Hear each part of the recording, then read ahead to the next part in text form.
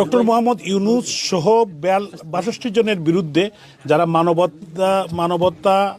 লঙ্ঘনকারী, মানবতা বিরোধী কাজের সাথে জড়িত বাংলাদেশে, এবং বিশেষ করে আমি একজন ভিকটিম, আমার বাড়িঘর জ্বালিয়ে দেওয়া হয়েছে এবং আমি নির্বাচিত মেয়র, আমাকে সেখান থেকে তারা জোর করে সরিয়ে দিয়েছে এবং আমি সহ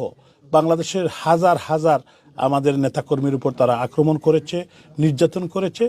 এজন্য আমরা যেহেতু বাংলাদেশে বর্তমান প্রেক্ষাপটে কোনো বিচার চাওয়ার জায়গা নেই, আমরা আইসিটিতে মামলা করেছি এবং আমি এটাকে